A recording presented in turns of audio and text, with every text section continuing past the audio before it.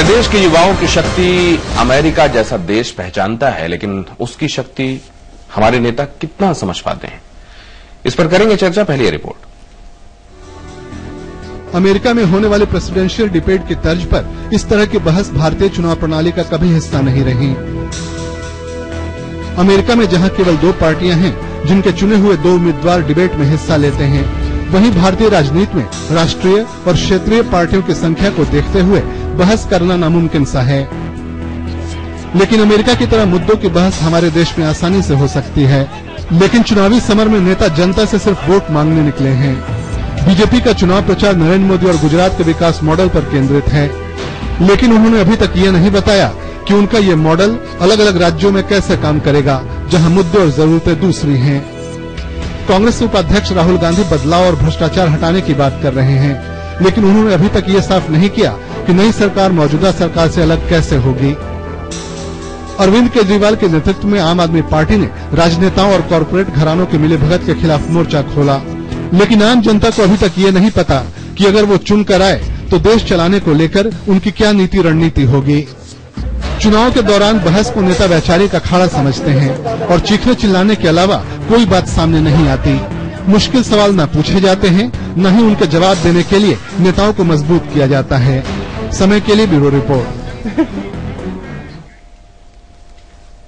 हमारे यहाँ यूथ जो वोट देगा इस बार वो सबसे ज्यादा है और बढ़ता जा रहा है। अवेयरनेस बढ़ रही है ऐसा कहा जाता है, लेकिन फिर भी हम अपने नेताओं को सस्ते में छोड़ देते हैं। हम उनसे गंभीर सवाल नहीं पूछते, वो भी एक दूसरे से गंभीर वार्तालाप में किसी गंभीर सीरियस डिबेट में इन्वॉल्व नहीं होते। पता क्यों ये ऐसा होता है? जो हम प्रेसिडेंशियल स्टाइल कहते हैं, इलेक्शन तो प्रेसिडेंशियल स्टाइल है, ये बीजेपी लगातार कहती है कि राहुल वर्सेस ये हैं, कहीं भी डिबेट करा लो। लेकिन जब बातचीत होती है तो तू मैं वाली हो जाती है कि ईंट का जवाब पत्थर से देंगे। कोई सुनना नहीं चाहता कि ये लोग कहना नहीं चाहते। देखिए, लोग सुनना चाहते हैं, लेकिन होता क्या है कि जिस तरह की आप हैबिट लोगों की बनाएंगे वैसे ही बनती जाएगी। यानी शुरुआत अगर जिस पिच से आप शुरू करेंगे अपनी बात, तो बिल्ली के गले में घंटी कौन बांधेगा? हाँ, पूरी एकेडमिक बातें कहने की, जैसा वो कह रहे थे कि उबासियां लेते हैं। नहीं, एकेडमिक की जरूरत नहीं है। एक सीरियस डिबेट भी की। आप देखिए, यूपी इलेक्शन में राहुल गांधी का मैं उस तरह से एडमायरर भी और नहीं भी हूं।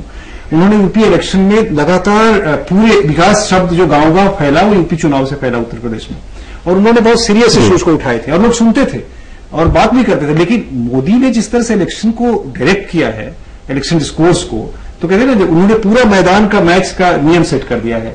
और वो जो मैदान है वो एक वाक्पटु चुटीला जो मंचीय जो हमारे वो बदले की बात को एक चीज मैं कहना चाहूंगा कि आज जो इनका चुनाव का कैंपेन का तरीका है या 2014 का, वो वही है जैसे आईपीएल का मैच और पहले का टेस्ट मैच। पहले जो था टेस्ट मैच होता था, नीरस होता था, लेकिन योग्यता चाहिए, उसमें बहुत सारी चीजें होती थी। आईपीएल क्विक रिजल्ट वाली चीज है, तो उसी तरह से इनका जो कैंपेन आईपीएल हो गया है। बहुत संक्षेप में, क्योंकि वक्त कम है और हम सारे मेहमानों के पास जाना चाहते हैं। मुनीर साहब, ये क्या जनता भी ये समझेगी कि असल में डेवलपमेंट और गवर्नेंस पॉलिटिक्स को इससे लेना देना नहीं है, पॉलिटिक्स को वोट से लेना देना है?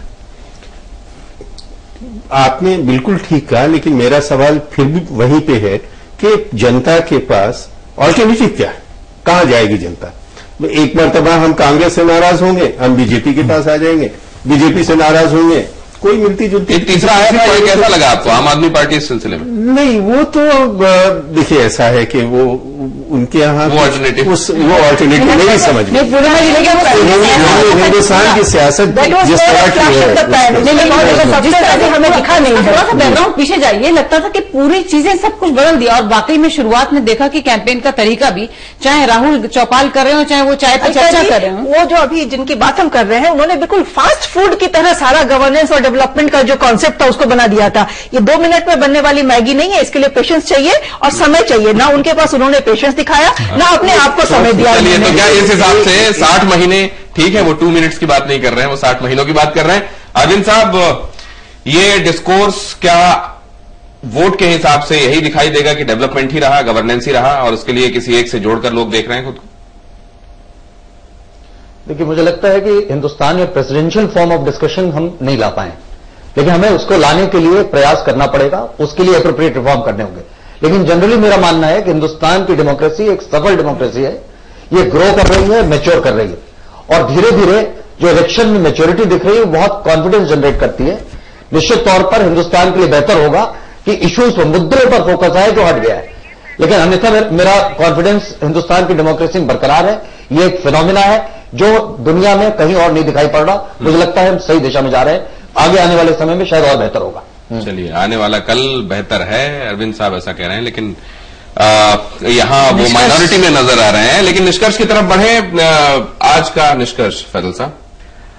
दिनेश, सितारों के आगे जहां और भी है, सपनों के सौदागर जो सपना बेच रहे हैं, उनको ये भी समझना चाहिए कि कल को अगर वो चुनाव जीत गए तो उन सपनों को साकार भी करना होगा, और जब साकार करना होगा तब समझ में आएगा कि ये कितनी टेढ़ी खीर है।